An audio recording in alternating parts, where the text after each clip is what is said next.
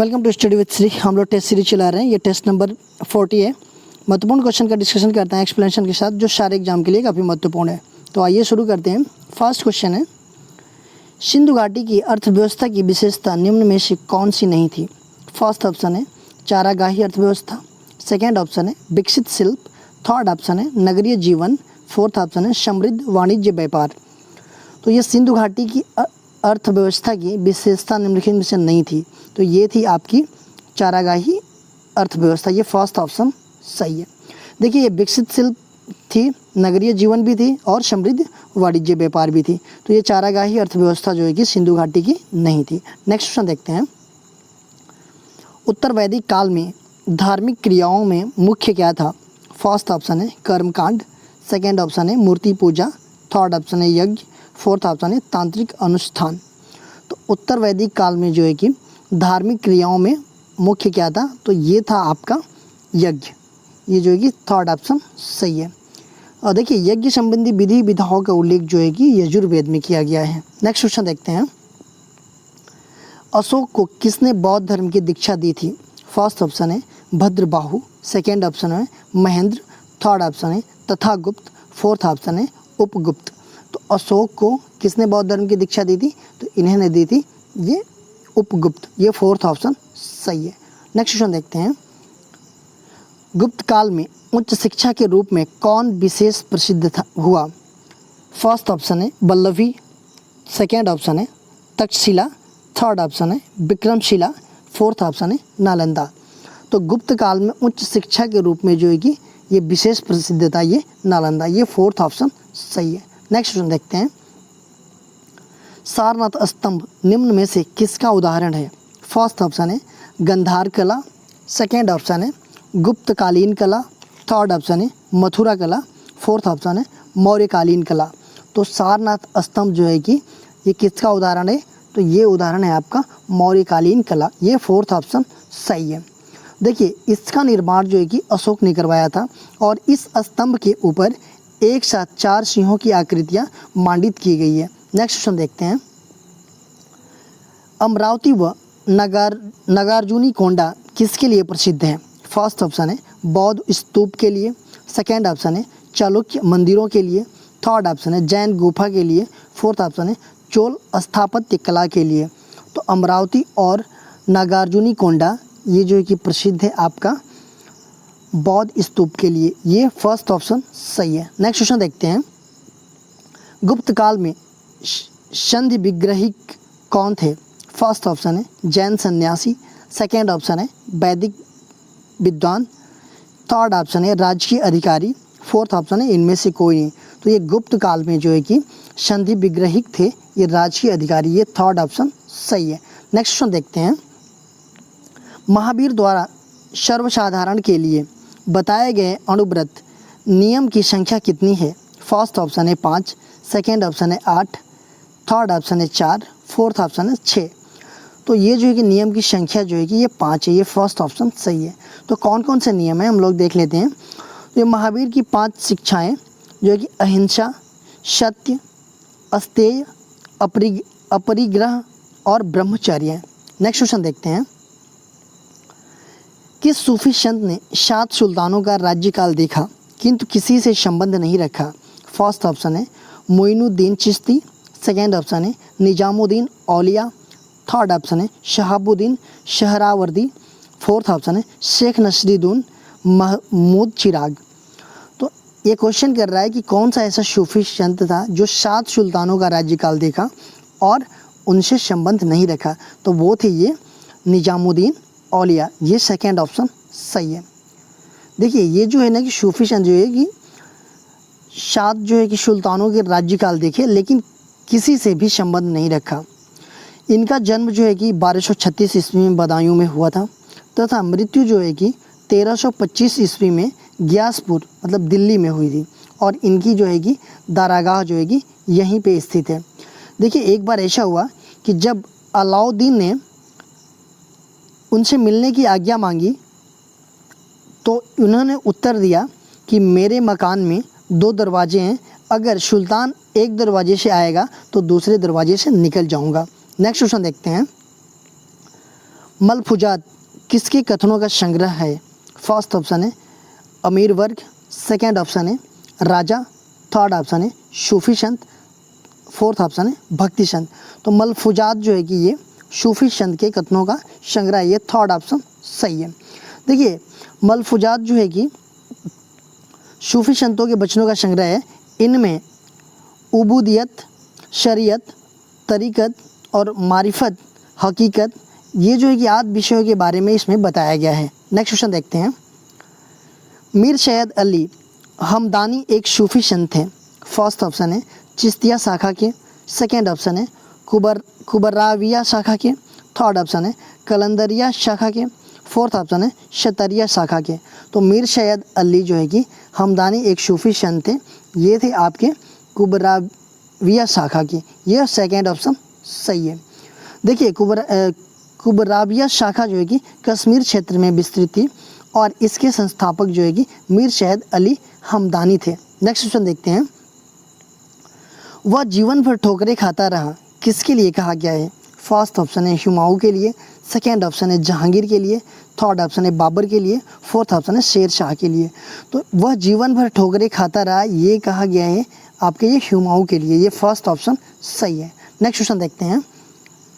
निम्नलिखित नरेशों में से किसने सर्वप्रथम मोहम्मद गोरी को पराजित किया?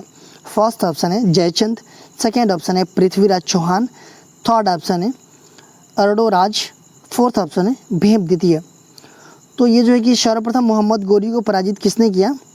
तो ये जो है कि मोहम्मद गोरी का दूसरा आक्रमण जो है कि 1178 ईस्वी में, ये जो है कि पाटन, ये गुजरात पर हुआ था और यहाँ का राजा जो है कि बघेल भीम द्वितीय थे। उसने जो है कि गोरी को बुरी तरह से परास्त किया और उसे देश से बाहर खदेड़ दिया। नेक्स्ट क्वेश्चन देखते हैं। महान जैन विद्वान हेमचंद्र किसकी सभा को अलंकृत करते थे? फर्स्ट ऑप्शन है जयसिंह सिद्धराज, सेकेंड ऑप्शन है अमोघ वर्ष, थर्ड ऑप्शन है विद्याधर, फोर्थ ऑप्शन है कुमारपाल। तो ये जो है कि किसकी सभा को अलंकृत करते थे? तो देखिए ये चालुक्य वंशी नरेश कुमार पाल ने अपने राज्य में अहिंसा का प्रचार किया तथा यज्ञीय हिंसा पर प्रतिबंध लगा दिया। और ये जैन होते हुए भी कुमारपाल ने अपने राजगुरु हेमचंद्र के साथ सोमनाथ मंदिर में शिव की अर्चना की थी और बचे हुए भाग का निर्माण भी करवाया था। नेक्स्ट क्वेश्चन देखते हैं। तो ये थे ये आपका कुमारपाल। किस मध्यकालीन भारतीय शासक ने पट्टा एवं कबूलियत की व्यवस्था प्रारंभ की थी? फर्स्ट ऑप्शन है शेरशाह, सेकेंड ऑप्शन है अकबर, थर्ड ऑप्शन है मोहम्मद बिन तुगलक, फोर्थ ऑप्शन है अलाउद्दीन खिलजी। तो ये पट्टा एवं कबूलियत की व्यवस्था प्रारंभ की थी, ये किसने किया था? तो ये शेर शाह ने किया था, ये जो कि फर्स्ट ऑप्शन सही है। तो इसको हम लोग समझ लेते हैं। देखिए शेर शाह सूरी ने पट्टा एवं कबूलियत की व्यवस्था प्रारंभ किया था और इसमें जो है कि ऐसा था कि प्रत्येक किसान को सरकार की ओर से एक पट्टा दिया जाता था और उनके ज़मीन का क्षेत्र एवं दूसरी बातें के अलावा लगान की जिक्र रहती थी, मतलब उनके ज़मीन का क्षेत्र और लगान की जिक्र उस पट्टा में रहता था। ठीक है, इसके बदले में किसान राजा को लिखकर एक कबूलियत देता था जिसके द्वारा वह लगान चुकाने की प्रतिज्ञा करता था। नेक्स्ट क्वेश्चन देखते हैं। अबुल फजल की हत्या किसने की थी? फर्स्ट ऑप्शन है देवी सिंह, सेकेंड ऑप्शन है जूझर सिंह, थर्ड ऑप्शन है विक्रमाजीत सिंह, फोर्थ ऑप्शन है बीर सिंह बुंदेला। तो अबुल फजल की हत्या जो है कि की थी आपका, ये जो है कि बीर सिंह बुंदेला, ये जो है कि फोर्थ ऑप्शन सही है। देखिए बीर सिंह बुंदेला जो है कि ये जो है कि जहांगीर की कृपा पात्र था और अकबर के समय में इसी ने सलीम मतलब जहांगीर के इशारे पर अबुल फजल का कत्ल किया था। जहांगीर ने इसे अपने समय में उच्च पद और सम्मान दिया था। चलिए आप लोग कमेंट बॉक्स में कमेंट करके बताइए कि अबुल फजल के द्वारा क्या लिखा गया है। नेक्स्ट क्वेश्चन देखते हैं। किस तिथि को सुभाष चंद्र बोस ने स्वतंत्र भारत के अंतरिम सरकार की घोषणा की थी? फर्स्ट ऑप्शन है 16 जनवरी 1941, सेकेंड ऑप्शन है 21 अक्टूबर 1943, थर्ड ऑप्शन है 19 मार्च 1944, फोर्थ ऑप्शन है 21 अक्टूबर 1944। तो इसमें से जो है कि आपका सेकेंड ऑप्शन सही है 21 अक्टूबर 1943। इस तिथि को सुभाष चंद्र बोस ने स्वतंत्र भारत की अंतरिम सरकार की घोषणा की थी। ये सेकेंड ऑप्शन सही है। नेक्स्ट क्वेश्चन देखते हैं। पुरंदर की संधि 1776 में मराठों का प्रतिनिधि कौन था? फर्स्ट ऑप्शन है सुखराम बापू, सेकेंड ऑप्शन है माधवराव, थर्ड ऑप्शन है नाना फडणवीस, फोर्थ ऑप्शन है इनमें से कोई नहीं। तो पुरंदर की संधि जो है कि 1776 में हुई थी। और ये मराठों का प्रतिनिधि कौन था? तो ये था आपका जो है कि ये नाना फडणवीस थे। ये जो है कि थर्ड ऑप्शन सही है। तो हम लोग ये समझ लेते हैं कि ये जो है कि किसके बीच हुई थी। तो ये जो है कि उस टाइम पे ना अंग्रेज गवर्नर जनरल वारेन हेस्टिंग के समय में ये अंग्रेजों तथा मराठों के बीच हुई थी। नेक्स्ट क्वेश्चन देखते हैं। महिला उद्धार से संबंधित प्रगतिशील सामाजिक कार्यक्रमों का संचालन सर्वप्रथम किसने किया था? फर्स्ट ऑप्शन है थियोसॉफिकल सोसाइटी, सेकेंड ऑप्शन है देव समाज, थर्ड ऑप्शन है ब्रह्म समाज, फोर्थ ऑप्शन है आत्मीय सभा। तो महिला उद्धार के लिए जो है कि प्रगतिशील सामाजिक कार्यों का संचालन जो है सर्वप्रथम किसने किया था? तो इन्होंने किया था ब्रह्म समाज। ये जो है कि थर्ड ऑप्शन सही है। देखिए ब्रह्म समाज की जो है कि स्थापना जो है कि 1828 ईस्वी में ये राजा राम मोहन राय द्वारा स्थापित किया गया था। और यह जो है कि ऐसी प्रथम संस्था थी जिसमें महिलाएं उदार से संबंधित प्रगतिशील सामाजिक कार्यक्रमों का संचालन किया था। नेक्स्ट क्वेश्चन देखते हैं। प्रथम आंग्ल बर्मा युद्ध कब लड़ा गया? फर्स्ट ऑप्शन है 1824 से 1826 तक, सेकेंड ऑप्शन है 1826 से 1828 तक, थर्ड ऑप्शन है 1839 से 1842 तक, फोर्थ ऑप्शन है 1868 से 1872 तक। तो प्रथम आंग्ल बर्मा युद्ध कब लड़ा गया था? ये जो है कि लड़ा गया था आपका 1824 से 1826 तक। ये फर्स्ट ऑप्शन सही है। देखिए ये प्रथम आंग्ल बर्मा युद्ध है तो इट मीन्स कि इसमें और भी युद्ध हुए होंगे, तभी तो प्रथम द्वितीय तृतीय है। तो इसमें जो है कि 3 युद्ध हुए थे। और ये जो है कि प्रथम आंग्ल बर्मा युद्ध जो है कि लड़ा गया था ब्रिटिश शासकों और बर्मी साम्राज्य के मध्य हुआ था।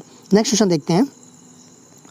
भारत में राष्ट्रीय आंदोलन के विकास में निम्नलिखित में से किस पुस्तक का संबंध रहा है? फर्स्ट ऑप्शन है गीता रहस्य, सेकेंड ऑप्शन है सत्याग्रह प्रकाश, थर्ड ऑप्शन है गीतांजलि, फोर्थ ऑप्शन है आनंद मठ। तो भारत के राष्ट्रीय आंदोलन के विकास में निम्नलिखित में से किस पुस्तक का संबंध रहा है? तो ये रहा है आपका आनंद मठ। ये फोर्थ ऑप्शन सही है। देखिए आनंद मठ जो है कि बंकिम चंद्र चट्टोपाध्याय की प्रसिद्ध उपन्यास है और आनंद मठ का कथानक जो है कि सन्यासी विद्रोह पर आधारित है। नेक्स्ट क्वेश्चन देखते हैं। भारतीय राष्ट्रीय कांग्रेस के निम्नलिखित में से किस अधिवेशन में निकासी के सिद्धांत को औपचारिक रूप से स्वीकार किया गया? फर्स्ट ऑप्शन है बनारस अधिवेशन 1905, सेकेंड ऑप्शन है कलकत्ता अधिवेशन 1906, थर्ड ऑप्शन है सूरत अधिवेशन 1907, फोर्थ ऑप्शन है उपयुक्त में से कोई नहीं। तो भारतीय राष्ट्रीय कांग्रेस में निम्नलिखित में से किस अधिवेशन में निकासी के सिद्धांत को औपचारिक रूप से स्वीकार किया गया? तो ये आपका स्वीकार किया गया था उपयुक्त में से कोई नहीं। ये जो है कि फोर्थ ऑप्शन सही है। तो देखिए भारतीय राष्ट्रीय कांग्रेस ने अपने कलकत्ता अधिवेशन में, जो कलकत्ता का अधिवेशन था ये जो है कि 1896 का अधिवेशन, ठीक है, ये जो कि कलकत्ता अधिवेशन तो इसमें से 1906 भी है, बट ये 1896 वाले अधिवेशन में आधिकारिक तौर पे इसको बोल सकते हैं बहिर्गमन के सिद्धांत या निकासी के सिद्धांत, ये दोनों बोल सकते हैं, ठीक है। तो इसका जो है कि इसको स्वीकार किया गया था और इस अधिवेशन के अध्यक्ष जो है कि सयानी ने की थी। नेक्स्ट क्वेश्चन देखते हैं। भारतीय राष्ट्रीय कांग्रेस की किस अधिवेशन में स्वदेशी के प्रस्ताव को अपनाया गया था? फर्स्ट ऑप्शन है मद्रास अधिवेशन 1903, सेकेंड ऑप्शन है बम्बई अधिवेशन 1904, थर्ड ऑप्शन है बनारस अधिवेशन 1905, फोर्थ ऑप्शन है कलकत्ता अधिवेशन 1906।